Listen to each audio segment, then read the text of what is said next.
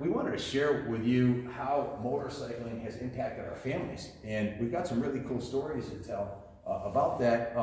Mine was racing motocross with taking my kids with us in a camper. Taylor at the time was about 12, Kenny was 10, and Jordan was 5. We traveled the entire Northeast. New England Sports Committee and the New England Motorcycle Association as a family in a camper, and both my daughters rode. Jordan raced, so it was something we did as a family. And I think you had a similar experience too, right? I did. Both of my kids raced and rode. Even my ex-wife, she rode.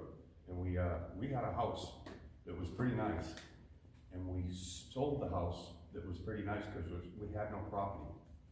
My kids would ride around the house, and I used to park the van so they wouldn't go out into the traffic. So we bought a house that was crappy because it had a piece of property.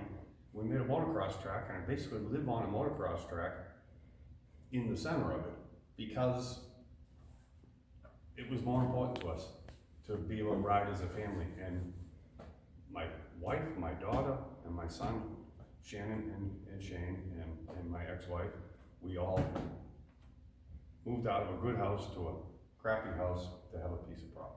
So if you buy a kid a bike for Christmas, the whole family can get into it. It's something mom, dad, brothers and sisters, the whole family can ride together and enjoy that sport together. Billy, you've got a unique story you have to share about your family experience with motorcycles. Oh, for sure. I want to start off with my Honda 50. I walked into the living room on Christmas Day, and there under the tree was this mini bike that I didn't even know I wanted. I fell in love with that thing, and I rode the wheels off of it. And when it came time for me to get another bike, that bike sat for a while, and it didn't run, it wasn't used. My dad said to me, "Hey, kids down the street don't have anything. Why don't we take that bike that you don't use anymore and let them use it for a while?" "Yeah, Dad, okay." So I gave the bike. We gave the bike. My dad gave the bike. He wanted mine, okay. And he taught me something, about looking out for your friends and your neighbors. I learned a really good lesson that day. Another great lesson, sharing. Yeah, that was just fantastic. Years later, in high school, Gary says, "Hey Billy, when are you gonna get your new bike back?" I went and got it back eventually after he reminded me a few times. You still have that bike, I right? still have that bike. It's 51 years old. Yeah, and it's still in original paint, and I protected it because I love that bike. Yeah, I learned how to ride with it. I learned lessons with that bike. But fast forward to the Isle of Man, Jill and I were married over there.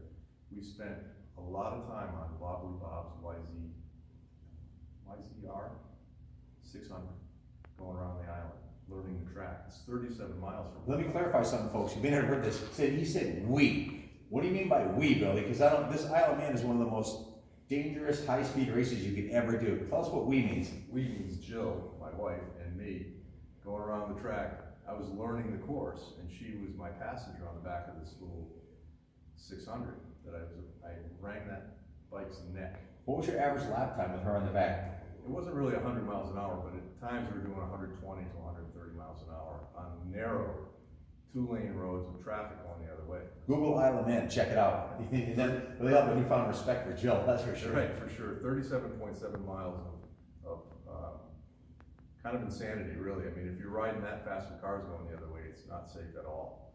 You can only learn the course to a certain degree riding on half the track. When they close the roads, that's when they use both sides of the road. But I was memorizing the track. There's 250 plus corners on the track. You have to memorize it because it's very dangerous if you don't know it. So Jill was very tolerant on the back. Very tolerant. I thought, my God, I've never ridden with a better passenger. She just did fantastic. She had a camera on her head and it was trying to take her helmet off. She had bruises under her neck here because of the helmet trying to tear her head off. And at one point, she had to duck in behind me really tight because the wind was so bad. She had a backpack on. It was going to suck her right off the bike. I could feel her moving back there. I thought, oh God. So one day, we're coming up by Ginger Hall, and she tapped me on the shoulder and asked me to pull over. And I was starting to go faster. I was learning the course. And she said, "Billy, can you slow down a little bit?" It was the first time she ever asked me to do that. She said, "You're getting to know the course pretty well. Some of these corners are really scary." I said, "No problem, Jill. No worries." By that time, I didn't need to do that so much anymore. But there was a lot of, and we were married there, and the first ever Americans, and we were recognized on the street for it. In the Isle of Man, people actually congratulated us strangers that lived in the Isle of Man, but they saw it in the news. And our family at home found out that we were married before we even told them, because it was on the internet. You know, crazy. Like, did you get married? Her mother said when she called her. She didn't say hello when she answered Jill's call from the Isle of Man. She said, did you guys get married? Yeah, we did. So here's a guy who integrated his passion for motorcycles with his wife. She was they were a team together. They traveled to the Isle of Man and they ended up getting married over there. And the family aspect with your dad and your little kid and sharing it with the neighbors and all the awesome life lessons you learned, all three of us learned. And Jimmy, Billy, was there anything else you want to add about your experience of motorcycles? I want to say my daughter, I have two lovely daughters. They were here at Captain Cycles yesterday. And They were, I met them. They got a tour and met all the staff, and I gave them both the opportunity to ride. And they took to it a little bit and liked it, but didn't have the same passion that I did, so I kind of let it go, and they let it go, and went on about their lives in their own way. It wasn't their thing, and I didn't force it on them. But I continued with the passion of my own. My own dad, their dear old dad, God rest his soul, he told me, I'll never ride on the back of you, Billy, never. And Yeah, I would never ride on the back with you either, Billy. You know, nothing personal, brother, but going 120 miles an hour on the back's not my cup of tea. But then one day I brought home a Honda Ascot 500 single with a sidecar on it, and he jumped right in. That's What the awesome. hell? This thing is 10 times more dangerous than any motorcycle. How old was he then? He was probably around 80. So you were giving back to your pops who bought you the 50, you got you into it, and put him in the sidecar and took him for a ride. Yeah. That's keeping it family oriented. Yeah, I have a precious picture of him sitting in my sidecar. But why would you get in something as dangerous as a sidecar? You know, when you could have ridden on the back of the motorcycle. But that's another story. It was just a joy to have him in the chariot with me. Yeah. Jimmy, thank you, Bill. Jimmy, I think you had some family-related stories, how motorcycling impacted you. Yeah, personally. I can remember mine clear as day. Luckily, I had two good uncles that were into it too. You know, they're into cars and bikes and stuff. They're pretty wild guys, and I remember them used to come over and visit with their bikes and stuff and their cars. And then I remember my uncle getting this old panhead chopper and seeing that thing. I was like all blown away when I was a little kid. And my uncle Richie ended up getting me a little mini bike with a 3-horse Briggs & Stratton on it. And learned how to ride on that and stepped up. My father got me those dirt bikes. I got lots of good memories. Basically, that's what it boils down to. So in the spirit of Christmas here, we thought we'd share a little family lore of motorcycling, and thanks guys for sharing.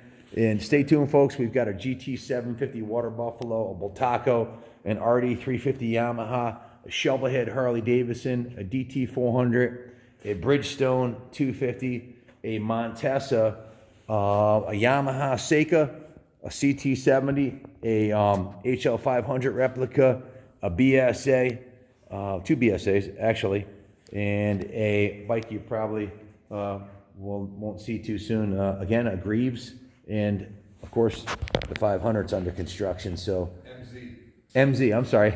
I knew I was wrong on that one. I told you this guy's a freaking encyclopedia. He didn't even see. All he saw was the top of the handlebar. He knew it was an MC. It's got a greasy back wheel on it. Oh, that was it. Threw me a curveball. Anyways, thanks everybody. Stay tuned. God bless America. Merry Christmas. Happy holidays. Buy your family a bike. Go riding together. Take them camping.